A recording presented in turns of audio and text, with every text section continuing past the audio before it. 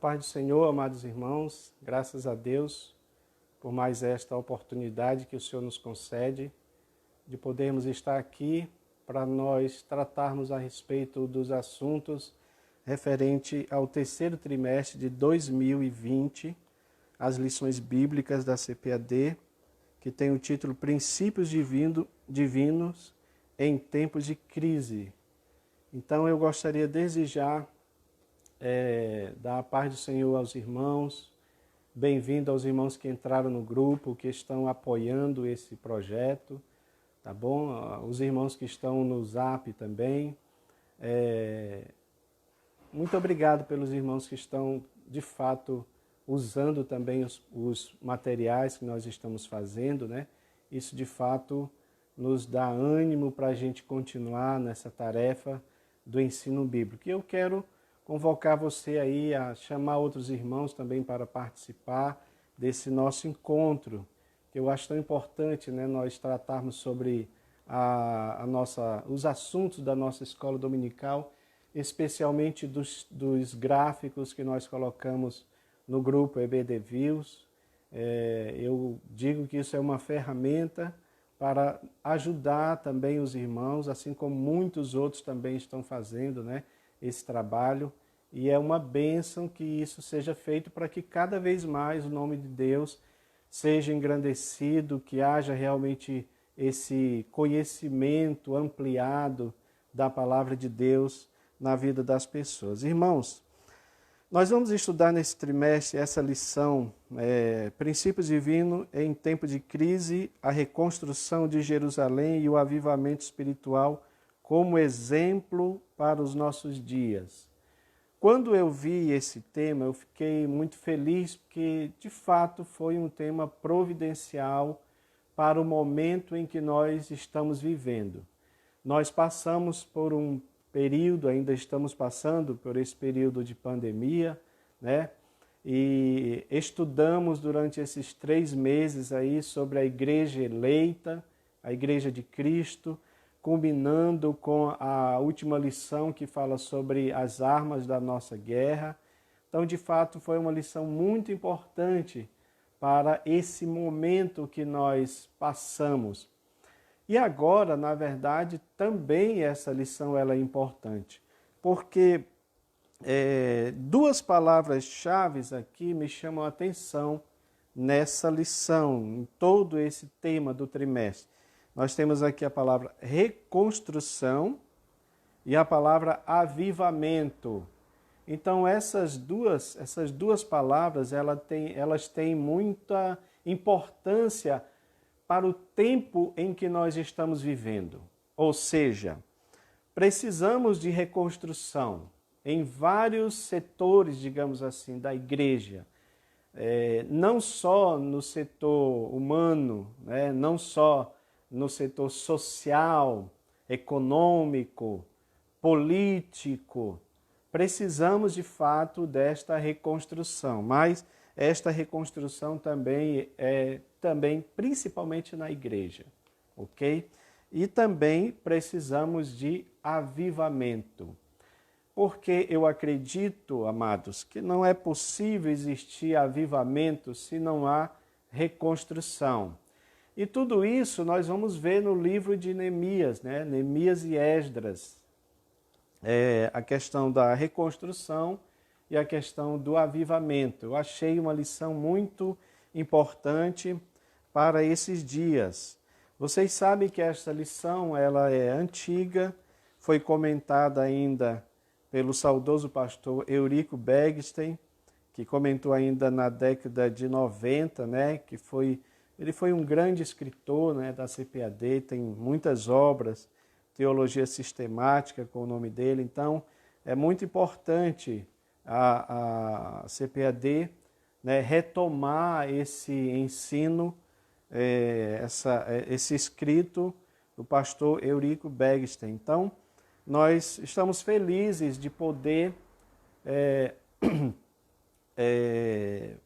ter esse estudo, né, para as nossas vidas durante todo esse trimestre. O meu desejo é que eu e você, todos nós, sejamos reconstruídos, né? Sejamos edificados cada vez mais na palavra de Deus, para que venha o verdadeiro avivamento.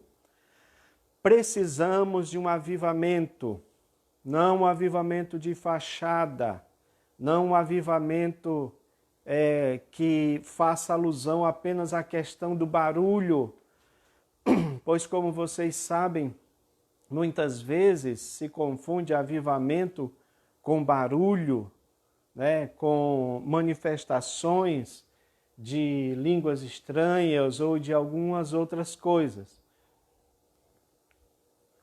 Mas, na realidade, toda vez que temos avivamento na Bíblia, nós temos avivamentos que são oriundos, que são originários da palavra de Deus.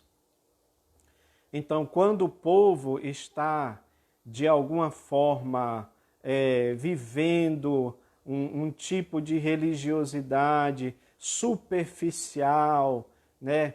Uma religiosidade formal, então Deus manda um reavivamento.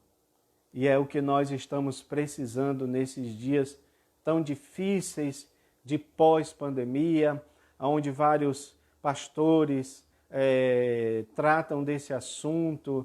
Nós já estamos vendo um pouco disso acontecer, pois nesse exato momento as igrejas estão voltando, né, às suas atividades, e a gente vê uma certa dificuldade desse retorno dos irmãos para a igreja.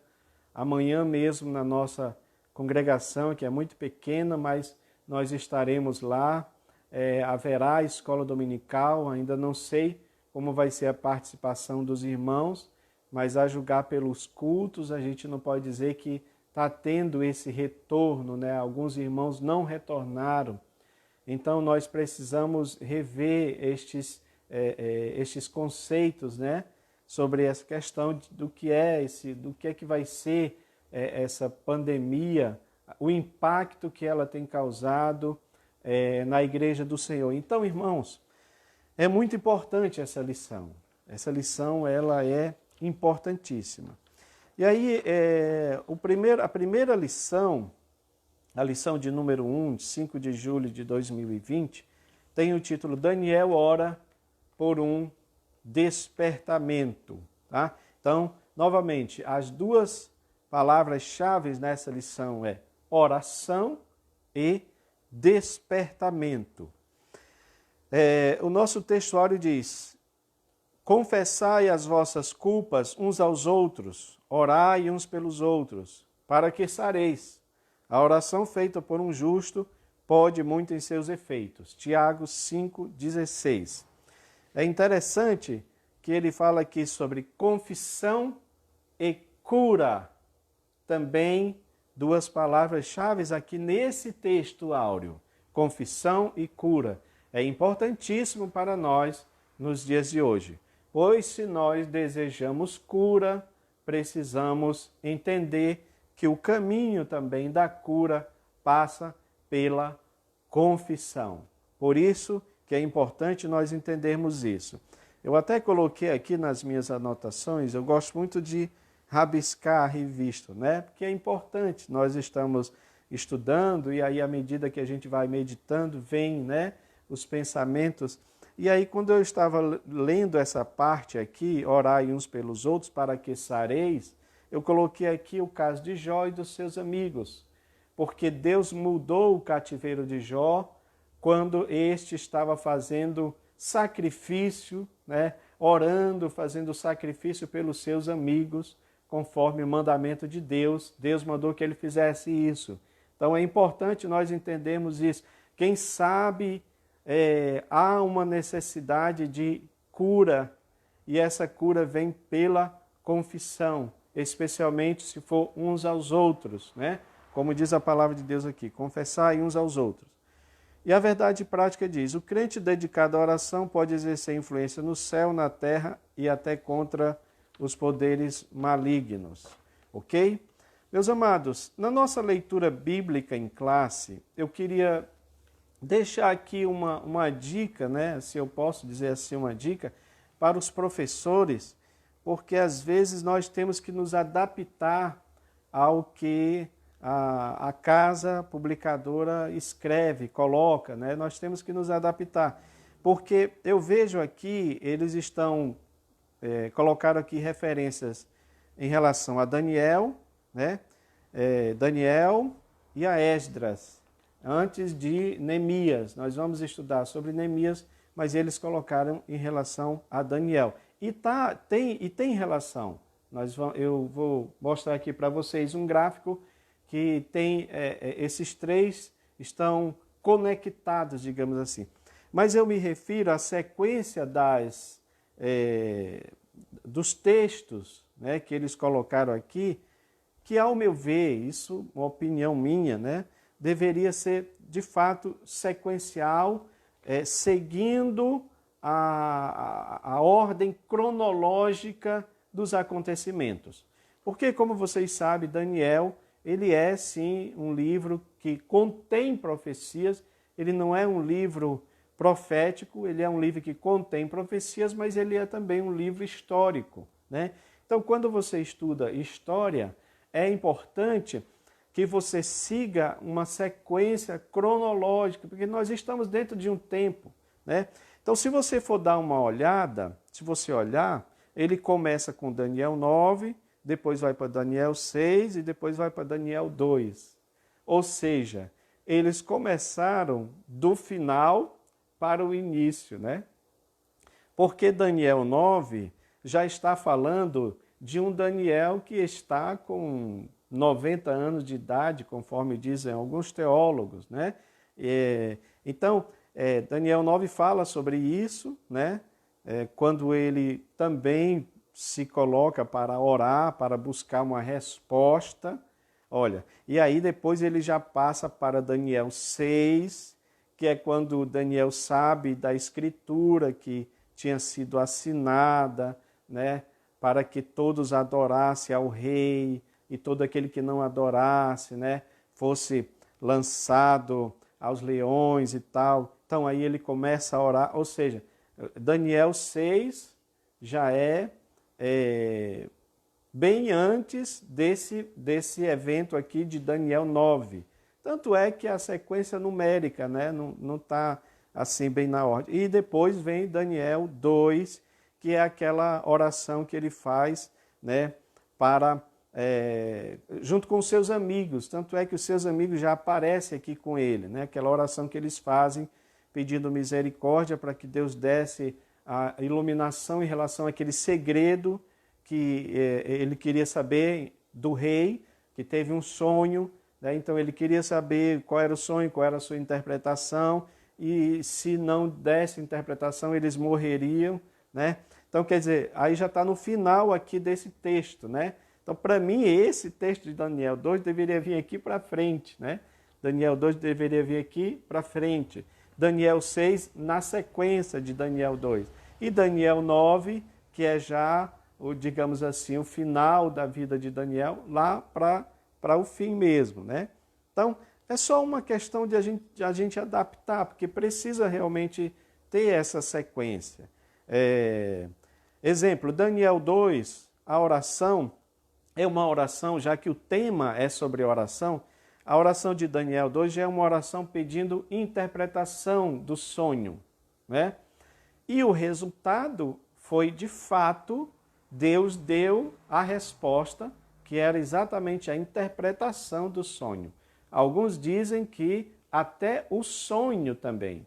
Eles tinham que dar o sonho, o que é que ele sonhou, e também a sua interpretação. Então, essa oração de Daniel 2 se refere à oração para Deus dar a interpretação, que também tem a ver com livramento, já que se ele não desse a interpretação e não desse o sonho, eles morreriam, não é? Daniel 6, essa aqui já é mais relacionada, uma oração relacionada para livramento. Por quê? Porque ele estava adorando a Deus, ele estava orando ao Senhor, e quando ele soube que eles estavam com esse plano com esse projeto aí, na verdade foi uma coisa arquitetada pelos seus inimigos, né? Então quando ele soube disso, o que é que ele faz? Ele vai orar, continuar orando, e eu acho importante isso, né? Ele costumeiramente fazia assim e ele iria continuar orando do mesmo jeito, mas agora eu acredito já com esse foco para que Deus o livre, né, daquela cilada e do que iria acontecer, porque não se tem na história um caso assim de alguém que tenha sido lançado na cova dos leões e tenha sobrevivido. Eu tenho um caso que eu até fiz uma charge, coloquei eu acho que no grupo, de um caso de um camarada na Ucrânia, seguindo o exemplo de Daniel. Ele dizia que iria pular, né, lá no Covil dos Leões, em um parque, um bosque, uma espécie de um local lá onde estavam os animais, né, para exposição. E aí, quando ele faz isso, os leões acabam devorando ele, né?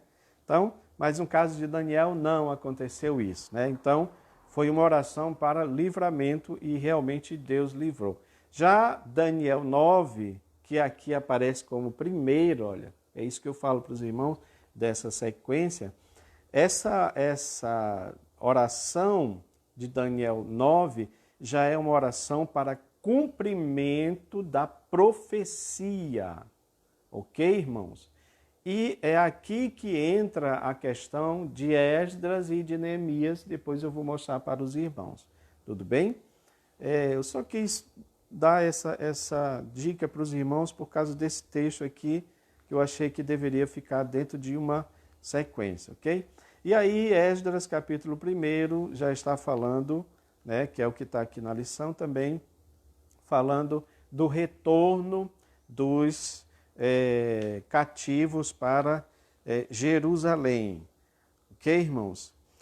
Então, olha só, na nossa introdução ele diz aqui que Daniel ainda era jovem, né? Foi levado no ano 606, cativo para a Babilônia, ok? Ele era muito jovem, 15 anos de idade, né? Muitos anos depois Daniel gozava de elevado conceito no reino da Babilônia. Antes de entrar propriamente no tema, eu gostaria de mostrar para os irmãos aqui o nosso gráfico, né? O gráfico, como eu chamo, esboço. Então ele está aqui o textual, verdade prática. O crente dedicado à oração pode exercer influência no céu, na terra e até nos poderes malignos. Os objetivos da lição: apresentar os motivos que levaram Daniel a ser despertado para a oração, pontuar a oração, a resposta divina às orações de Daniel, porque de fato Deus respondeu, e terceiro, destacar o resultado de um despertamento proveniente de Deus. O ponto 1, Daniel foi despertado para orar, né? E os 3 subpontos sequencialmente diz: Daniel vivia uma vida consagrada a Deus, Daniel era capacitado a enfrentar combates em oração, e terceiro, coincidindo com o período de oração de Daniel, profundas mudanças aconteceram em Babilônia. Ponto 2, resposta às orações de Daniel, né? A Bíblia relata o que realmente aconteceu. E o segundo subponto, conforme a declaração de Ciro, estava cumprida a promessa divina dada através do profeta Jeremias. E aí o ponto 3, o último ponto, o resultado de um despertamento proveniente de Deus, né? É quando o rei Ciro é despertado em seu espírito para liberar o povo, para mandar o povo voltar para Jerusalém, reconstruir, né, o templo, etc. O rei Ciro recebeu bênçãos espirituais, né, segundo o que está escrito no profeta Jeremias. Aqui, amados, eu coloquei esse gráfico que é muito importante nós entendermos as ideias centrais em Neemias, para que a gente consiga ter uma visão panorâmica, né? Tem um outro gráfico também que fala sobre isso, eu vou mostrar aqui daqui a pouco, tá? Mas essa aqui, digamos, eu digo que essa é a parte prática, ok? Essas ideias são a parte prática para nós, que é isso que eu queria que ficasse claro aqui. Por exemplo, a primeira ideia, as crises podem vir por causa da nossa rebelião contra Deus, né? O cativeiro, ele foi fruto da desobediência do povo de Israel, tá? Então, é crise causada pelo próprio povo, já que a Bíblia falava sobre isso, tá? No caso da desobediência deles. A segunda ideia, apesar da crise, Deus requer a nossa restauração, porque aí entra aquela questão da aliança. Deus tem uma aliança conosco. Deus formou uma aliança com a nação de Israel. Deus tem um pacto com a nação de Israel, né? Então essas alianças é importante porque cumpre-se aquilo que está escrito, mesmo que nós sejamos infiéis, ele permanece fiel. Ou seja, Deus continua sendo fiel, apesar das nossas constantes infidelidades, a aliança que ele estabeleceu conosco, tá? Então, apesar disso, ele quer a nossa restauração. Tudo bem? Terceira ideia aqui, importante. Deus levanta líderes para reconstruir as muralhas. Eu oro a Deus, eu peço a Deus que Deus, nesses tempos, levante líderes, lideranças para reconstruir, certo? Aquilo que não está correto dentro da casa do Senhor. E isto é certo. Eu quero convocar você também a fazer esta oração, porque se tem uma das orações que Jesus mandou que se fizesse, foi esta. Orai, né, para que o Senhor da Seara mande trabalhadores, porque o campo é grande, a seara é grande, mas poucos são os trabalhadores. Ainda mais agora, neste tempo em que Deus tem recolhido muito dos seus servos. Então, de certa forma, a gente pode dizer que aquele espaço ali, né, daquele servo que foi, tem que ser preenchido por outro, né? Então, nós temos que orar para que Deus levante mais trabalhadores, professores da escola dominical, pessoas comprometidas com a escola dominical, tá bom? Então isso aqui é muito importante para essa reconstrução que precisa ser feita na Igreja do Senhor. Quarta ideia, toda reconstrução requer a participação divina. Aqui é aquela questão da sinergia, né? A sinergia. Por quê? Porque Deus quer essa reconstrução, mas nós precisamos colocar, eu vou usar uma expressão bem popular, né, para vocês entenderem, colocar a mão na massa. E isso é até interessante, porque foi isso que eles fizeram literalmente quando eles estavam reconstruindo os muros, né? E isso está bem claro lá naquele embate que Neemias teve com Sambalate. Vamos estudar sobre esse elemento que perturbou tanto o povo de Deus, né? E tem também o Sambalate, que é justamente aqui, olha, a quinta ideia, toda obra ou reconstrução haverá oposições externas. O Sambalate vem perturbando lá desde Esdras, né, irmãos? Então, os Sambalate também estão perturbando dentro da casa do Senhor, digamos assim, né? Porque é o joio no meio do trigo que está lá atrapalhando, ok? Então é importante a gente entender isso. Toda obra ou reconstrução haverá oposições externas e problemas internos a serem resolvidos. Além dos Sambalate, tem os problemas entre os irmãos. Neemias enfrentou muito isso e também esse tipo de problema precisa ser resolvido se é que nós queremos que Deus venha avivar a sua igreja. Aleluia. Então olha só. Reavivamentos autênticos devem acontecer por meio do arrependimento do povo e o retorno à palavra de Deus. Vamos estudar isso aqui com muita dedicação e com muita oração. É Neemias 8 que fala sobre isto.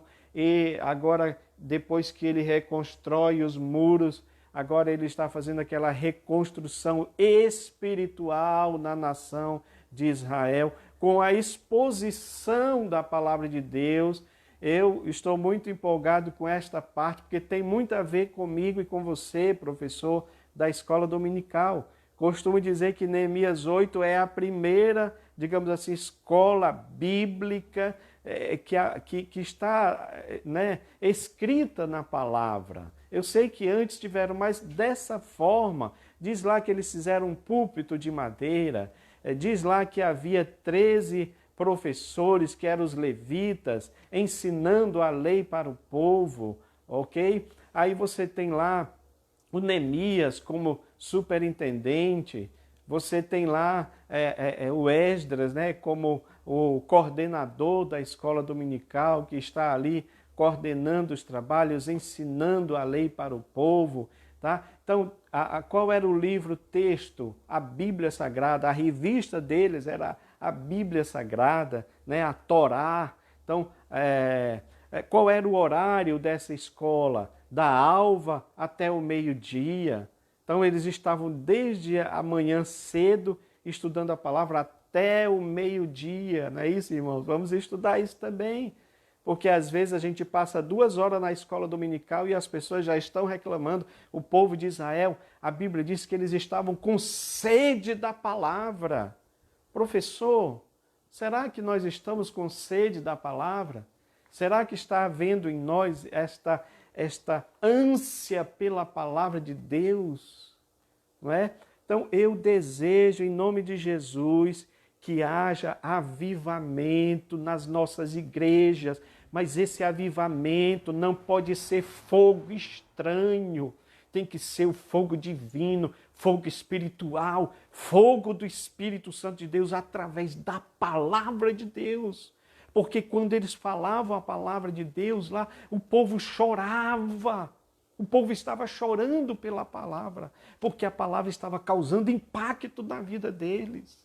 Me faz lembrar alguns destes grandes evangelistas do passado, né? Você lembra lá, acho que é George Whitefield, não sei se eu estou lembrado, pecadores nas mãos de um Deus irado, vocês sabem da história desse sermão. Então nós precisamos, irmãos, de homens comprometidos com a palavra de Deus, para trazer avivamento à palavra de Deus, avivamento à igreja do Senhor através da palavra de Deus. É claro que em algum momento vai doer, em algum momento as pessoas vão reclamar, porque a Bíblia diz que Deus corrige a quem ama, e eu amo quando Deus nos corrige, mesmo que doa.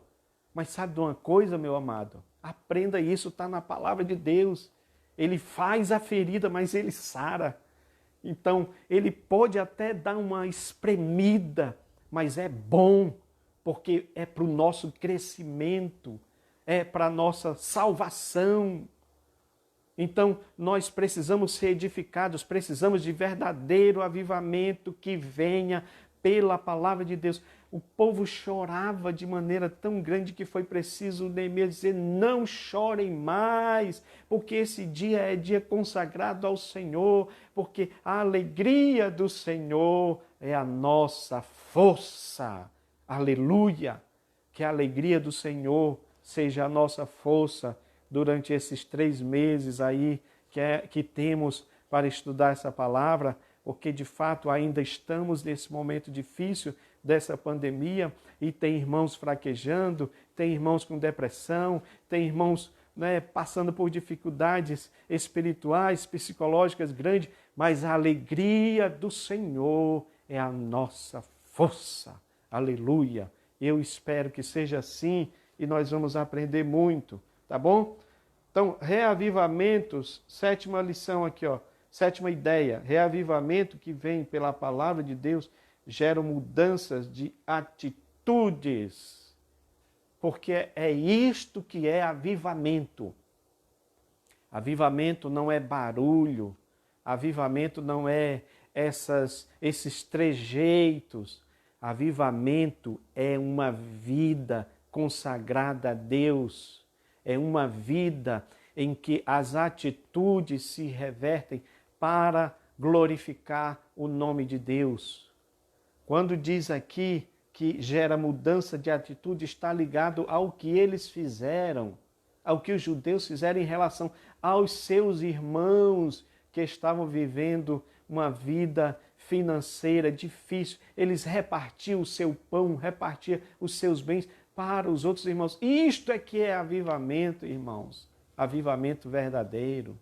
Avivamento verdadeiro é tirar da vida aquilo que não está correto. Casamentos mistos, lembra lá? Eles casaram e aí tiveram que abandonar aqueles casamentos mistos, porque Deus não queria que o seu povo se misturasse. E hoje o que nós temos visto muito é mistura no meio do povo de Deus. Então, um avivamento que não causa esse tipo de impacto, de mudança, não é avivamento. É barulho, é muita coisa, mas não é avivamento verdadeiro. Eu oro a Deus para que através dessa mensagem de Neemias nós sejamos avivados pela palavra do Senhor. Então diz aqui que Daniel foi despertado para orar, né? E aí é que eu gostaria de mostrar esse outro gráfico. Esse gráfico aqui, irmãos, eu não coloquei ele porque eu fiz ele de última hora, ok? Deixa eu até explicar uma coisa aqui, irmãos.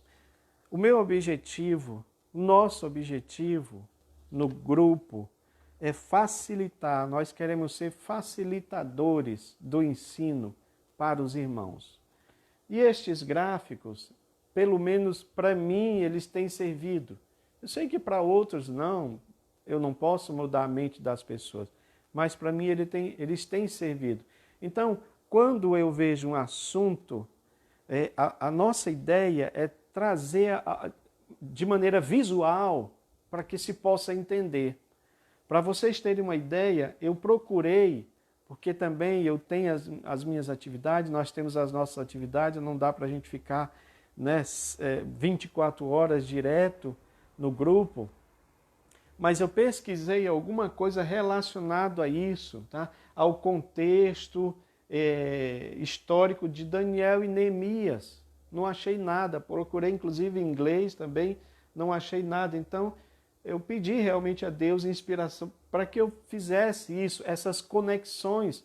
Porque, olha, a primeira lição, nós estamos falando aqui de Daniel, mas é claro que tudo está interconectado. Daniel, Esdras, Neemias, ok? Então, para isso, esse gráfico aqui ele é importantíssimo. A leitura dele é assim, olha, de baixo para cima, da esquerda para a direita, tá? Até descer aqui, ó, sentido horário, tudo bem? Então eu gostaria de passar rapidamente, porque muita coisa desse gráfico aqui, inclusive, está no que a gente está falando aqui dentro da lição. Quando fala aqui de Daniel despertado para orar.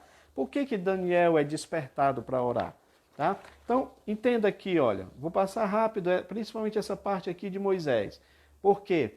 A profecia de Moisés dizia que o povo iria conquistar a terra. Mas quando ele chegasse na terra, quando eles conquistassem, quando eles estivessem lá, eles iriam se perverter após outros deuses, os deuses cananeus. Isso está profetizado, Moisés falou sobre isso. Inclusive ele fala que por causa disso o povo seria também levado cativo, né? Ele seria espalhado. Fala lá de uma nação de rosto feroz, que muitos autores, estudiosos, fazem referência, dizem que essa parte que Moisés está falando claramente se refere à Babilônia. Então veja que Moisés já estava falando sobre isso. E outra coisa, irmãos, entenda uma coisa, profecia bíblica, ela tem que se cumprir, porque é palavra de Deus. Quem fala é Deus. Se Deus fala, então ele vela com sua palavra. Então o que ele fala vai ter que se cumprir inevitavelmente. Moisés dizia que o povo iria ser levado cativo, espalhado por causa deles serem idólatras. É o que acontece. Então aqui em Jeremias, você já vê isso aqui acontecendo. Jeremias, nos primeiros capítulos, Deus levantando ele, não só Jeremias, mas outros, para falar contra a nação de Israel que estava se pervertendo após outros deuses, e Deus dizendo através de Jeremias que iria julgar a nação, e nada da nação tomar jeito, né? Até que chega um momento em que o cativeiro babilônico se torna agora uma realidade. E aí Daniel entra aqui nessa leva de cativos para a Babilônia, né? Babilônia estava aí como aquela nação grande, poderosa, né? Então, o que Moisés falou se cumpre aqui, e Deus foi falando através de outros profetas. Isso aqui também é uma coisa que deve ser colocada para nós nos nossos dias, porque se você for ver textos de Paulo, Paulo fala sobre uma apostasia final que viria sobre todos e a gente deveria estar atento. Jesus também falou sobre isso, Mateus 24, falsos profetas que fariam grandes sinais, se possível fosse enganaria até os escolhidos. Então não pense que isso estava só lá para o passado, só lá para a nação de Israel. Não, senhores, está para nós nos nossos dias, inclusive em relação à igreja do Senhor nos nossos dias. Vejam como tudo isso é importante, a palavra profética, ok? Então você tem aqui o primeiro cativeiro, né, de Nabucodonosor, que era o rei da época. Em Judá você tem Jeoaquim também, tá? E aí você tem aqui os sucessores, Nabonido, Belsazar, que é o texto que fala aqui exatamente nesse terceiro ponto, tá? Nesse terceiro ponto aqui, coincidindo o período de mudança, de oração de Daniel. Profundas mudanças estavam para acontecer na Babilônia. É quando ele fala do reino da Babilônia estava em guerra com os medos e persas, tá? Já aqui, olha, Nabonido, né, Belsazar. Aí você tem aqui a questão do banquete, em que aparece a mão escrevendo Mene, Mene, Tekel, Parsim, né, ou Farsim, como alguns falam. Tá? Então, dizendo lá que o reino dele estava contado, que estava pesado e que seria dividido, ok? Por que isso?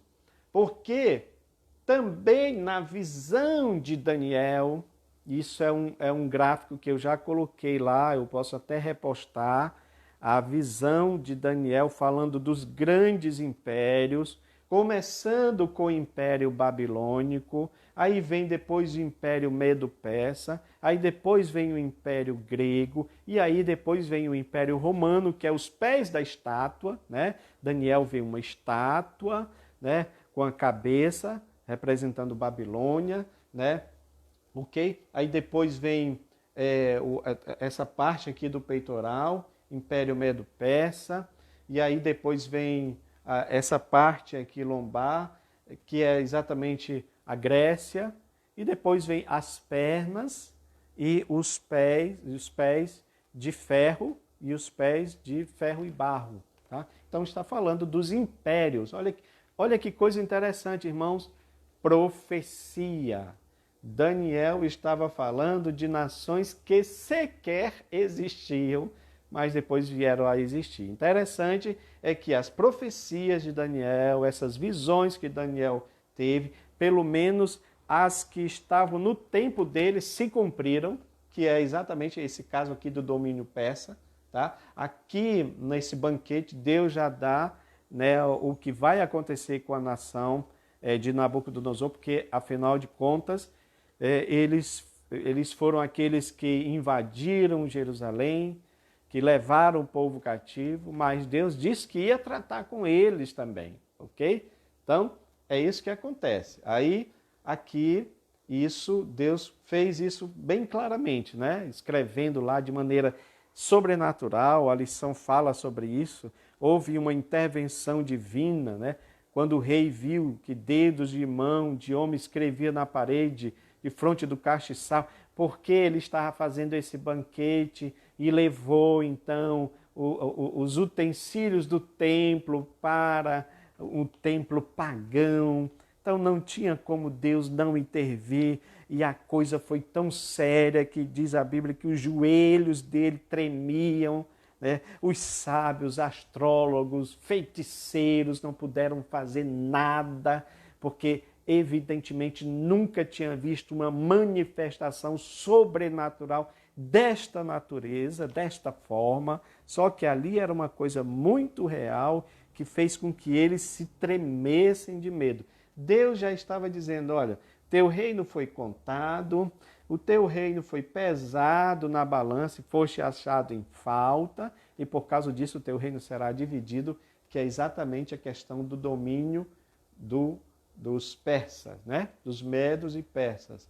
Que aí nós temos aqui Dário, né? Dário, ele é aquele que é responsável pela primeira reportação dos remanescentes, 598 a.C., ok? Em cumprimento, porque essa estátua de Daniel, ela está falando de uma sequência, né, de impérios que viriam um dominando o outro. Então, foi exatamente isso. Começou lá com Babilônia, e aí depois Medo e Persa, aí depois os gregos vão e dominam sobre os Medo e Persa, e aí depois os romanos vão e dominam sobre os gregos, ok? Mas, meus queridos, onde é que entra essa parte da lição que eu estou falando? Tudo que eu estou falando aqui está dentro de um contexto histórico. Aí, olha o que acontece. Eu coloquei aqui, Daniel ora pelo retorno dos judeus, que é o que está aqui na lição. Está tudo dentro da lição, mas eu estou lhe mostrando o contexto histórico para dar aquela, digamos, encorpada na nossa lição, ok? Veja bem, lembra que aqui tem uma seta apontando para Jeremias? Porque na profecia de Jeremias dizia que o povo ia ser levado cativo para a Babilônia e eles iam passar exatos 70 anos cativos em Babilônia. Ocorre que esse período de 70 anos, no tempo de Daniel, já estava chegando e ninguém se coloca, não é, para saber se haveria de fato o cumprimento desta profecia, ok? Que é exatamente este primeiro tópico aqui. Daniel foi despertado para orar. Por que ele foi despertado? E aqui eu quero dizer uma coisa aqui importante, não é isso, irmãos? É muito importante você ouvir a palavra de Deus, especialmente a palavra de Deus de homens que têm compromisso com esta palavra. Porque às vezes acontece isso até no meio, não é, de grandes pregadores. Eles não escutam, né? Eles não ouvem, só ouvem eles mesmos. É interessante que Daniel não. Daniel era um grande homem de Deus, profeta, mas ele levava muito a sério o que, digamos assim, Jeremias, que era conterrâneo dele, né? E também profeta, homem de Deus, ele levava muito a sério o que estava escrito a respeito de Israel, a respeito do povo que estava cativo. Ele diz a Bíblia que ele entendeu pelo livro de Jeremias, especialmente Jeremias 29:10, que fala desse retorno, ok? Só que o tempo estava chegando e nada estava acontecendo. Aí é que entra Daniel como este homem de oração. Terceiro ponto fala aqui de uma vida consagrada, né? Por quê? Porque a oração, ela é uma arma do cristão. Nós estudamos isso domingo passado. Mas ela é uma arma do cristão para batalhar especialmente em relação à palavra de Deus. Por quê, irmãos? Porque nós queremos que a palavra de Deus se cumpra em nossa vida. Está certo? Sim. Mas nós precisamos orar também para que isto seja uma realidade. Para que isso se torne real. Então, Daniel, ele entendeu que Deus profetizou a respeito disso por meio de Jeremias. Só que agora já chegava o momento de ação e não estava acontecendo nada. Aí o que ele faz? Ele se propõe a orar perseverantemente, como diz aqui o segundo ponto, né? Aquele que Daniel sempre estava em oração. Eu costumo dizer que Daniel tinha um depósito com Deus de oração tão importante que mesmo quando ele soube da trama daqueles camaradas lá, que não gostavam dele, né, e fizeram, olha, vamos colocar aqui uma lei aqui, que todo aquele que não adorar o rei, né, será lançado na cova dos leões. E quando o rei lá, inadvertidamente, porque ele gostava de Daniel, mas não sabia que era uma artimanha do diabo, que ele faz isso, né? Aí ele assina, e quando Daniel soube, diz a Bíblia que ele continuou a orar como costumava fazer. Ele não foi intensificar a oração dele. Não é interessante, irmãos? Nessa pandemia, eu imagino que nós intensificamos nossas orações, não é? Até porque tivemos mais tempo para ficar nos nossos lares. Mas nós intensificamos nossas orações. Daniel, ele não fez isso, continuou orando do mesmo jeito, porque ele fazia. Interessante, eu quero dizer uma coisa aqui sobre essa oração de Daniel, muito importante.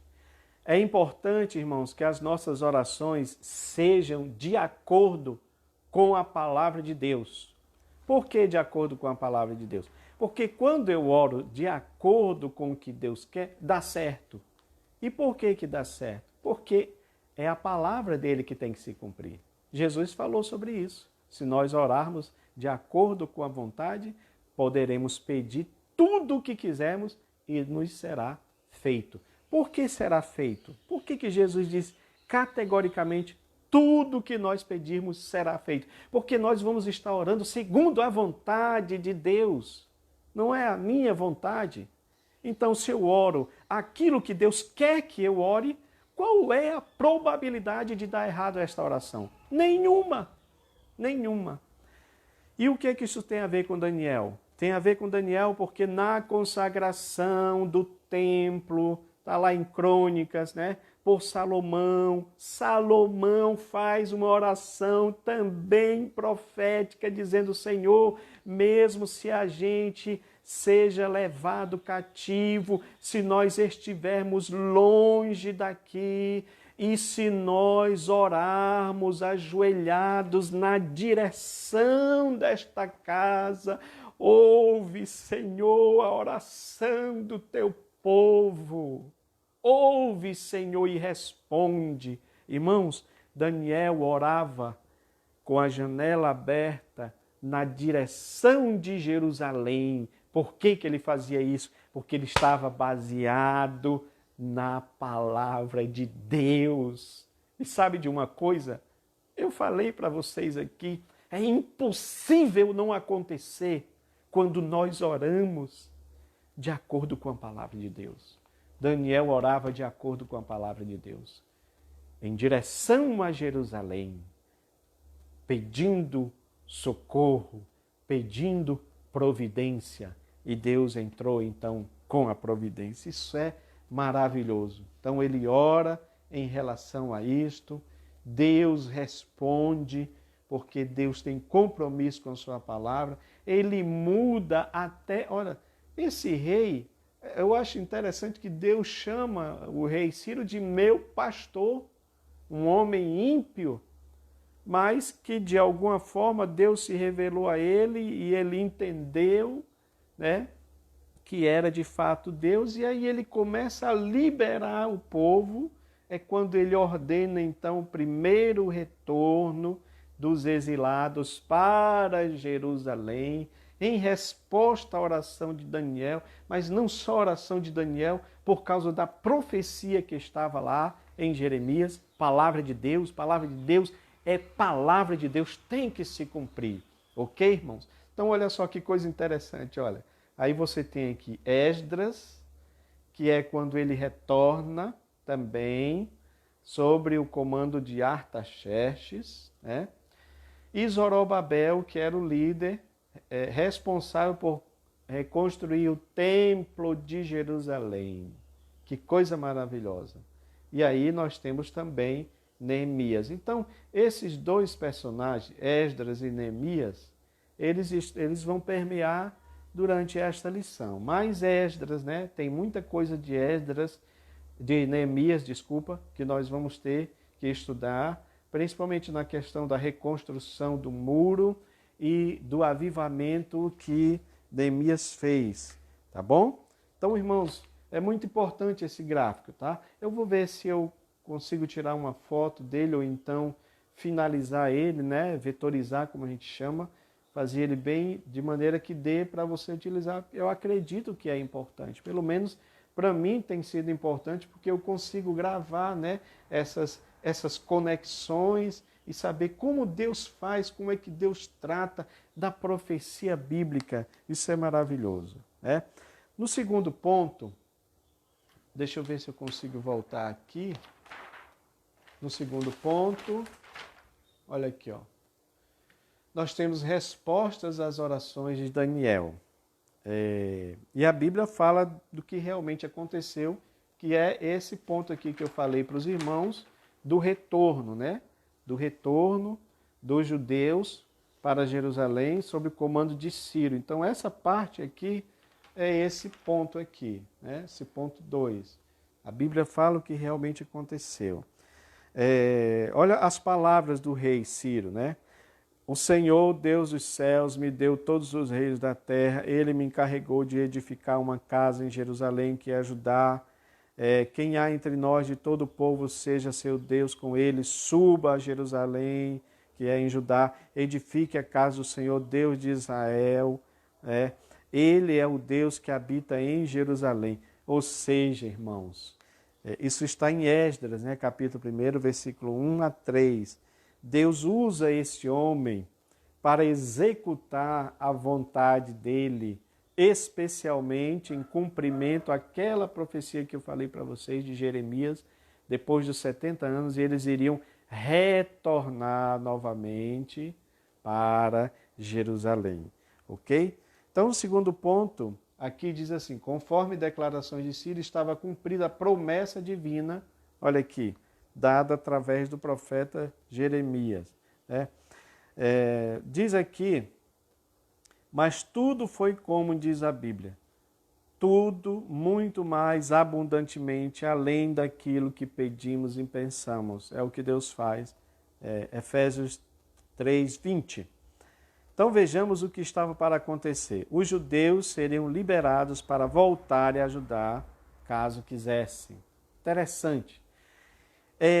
Esse movimento sionista, né, do retorno dos judeus para Jerusalém, é importantíssimo. Por quê, irmãos?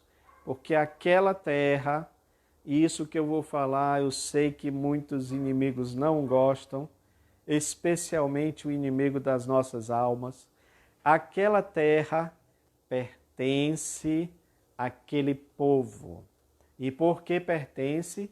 Porque Deus, o nosso Deus, o grande eu sou, o Todo-Poderoso, elegeu aquela terra para ser uma terra aonde o seu povo habitasse nela. Deixa eu ser mais claro para os irmãos entenderem. Outros povos habitaram na terra de Jerusalém, mas não houve prosperidade. Por quê? Porque não era o povo certo para habitar na terra. Então, qual é o povo certo a habitar na terra? O povo que Deus escolheu. Então, é o povo de Deus morando na terra de Deus que Deus escolheu para que eles morassem. Pronto. E assim, seguindo esta ordem divina, esta ordem soberana, porque não adianta você questionar isso daí. Não adianta ninguém questionar.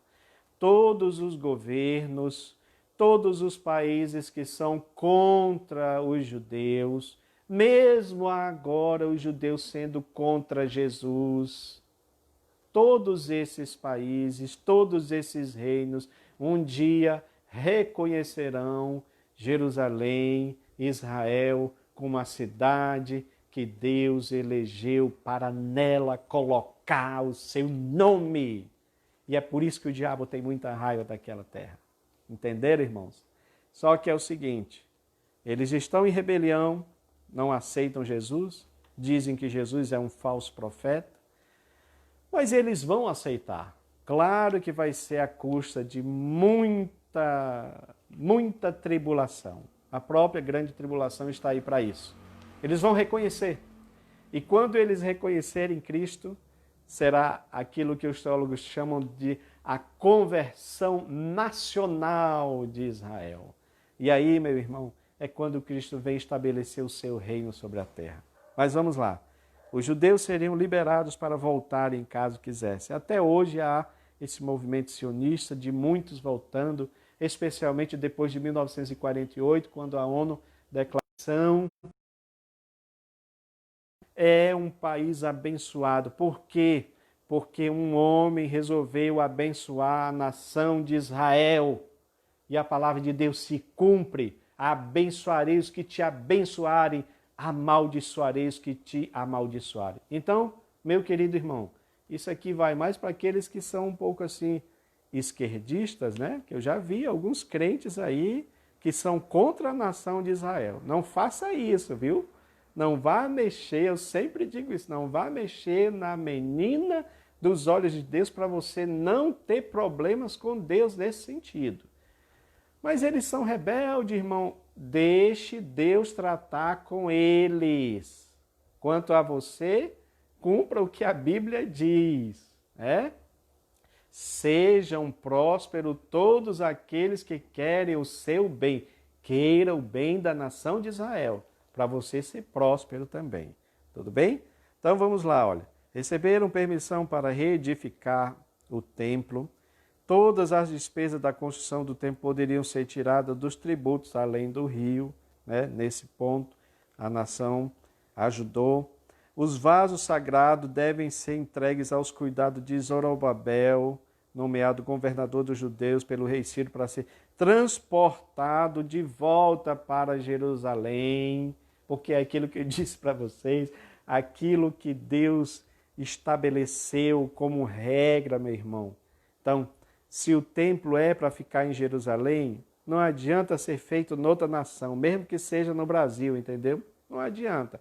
É uma coisa bonita, arquitetonicamente falando, e eu gosto dessa questão de arte, né?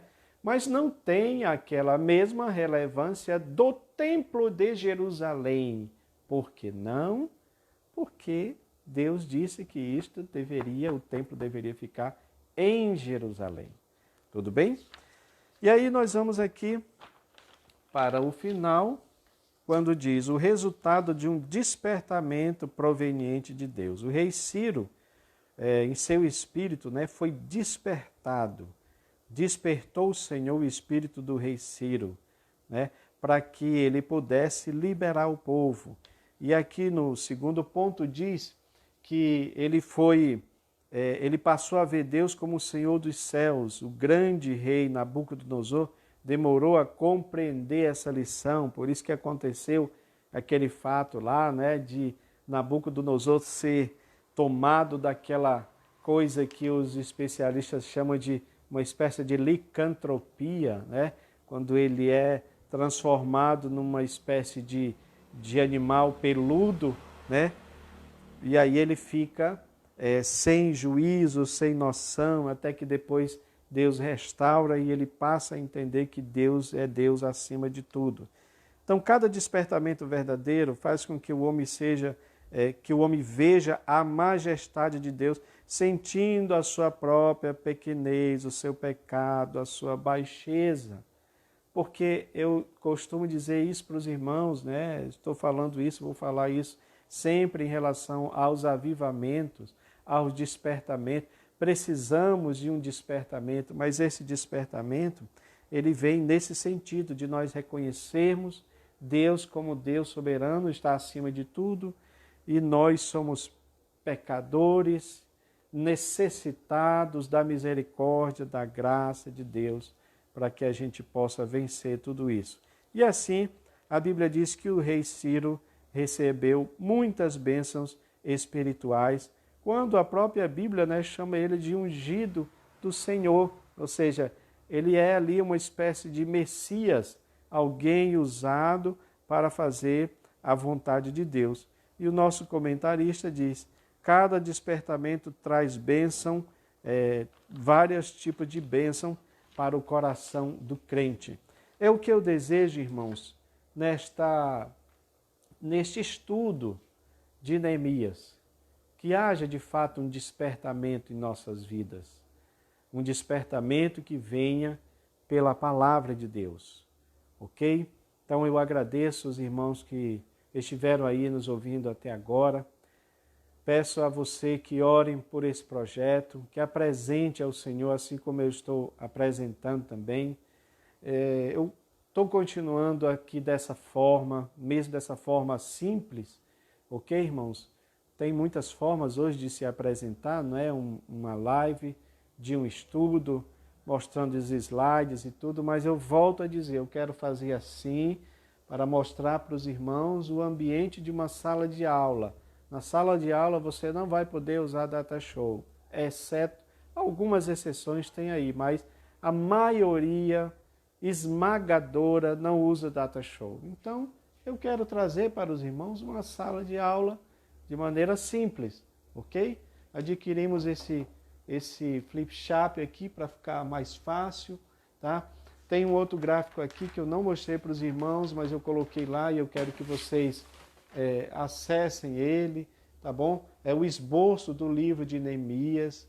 Esse esboço ele tá contando também a parte histórica do livro. Aqui não está relacionado diretamente aos capítulos, mas tem um pouco a ver também.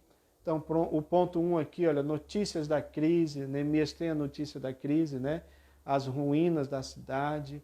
Então, no ponto 2 aqui, ele inicia a reconstrução, só que ele antes faz uma avaliação da situação, ele olha, entra nas portas, né, que estavam caídas, no monturo, né, dos muros que estavam lá caídos. Ele faz uma avaliação, por isso que o livro de Neemias também tem muito a ver com essa questão daquela pessoa que gosta de empreender, né?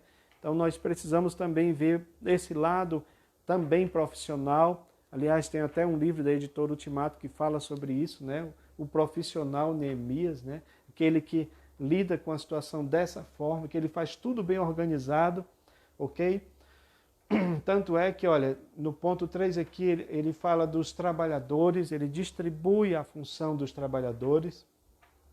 Aí também fala dos obstáculos à construção, os opositores se levantam, a questão aqui dos sambalates, né? Que a gente já falou aqui, e vamos falar mais desses adversários que tentam parar a obra de Deus, ok, irmãos? Não dê ouvido aos sambalates, viu? Eles vão aparecer sempre, mas você vai dizer, olha, eu estou fazendo uma grande obra, eu não vou me trocar contigo, descer aí para brigar contigo, não. Problemas internos, Neemias testado na sua liderança.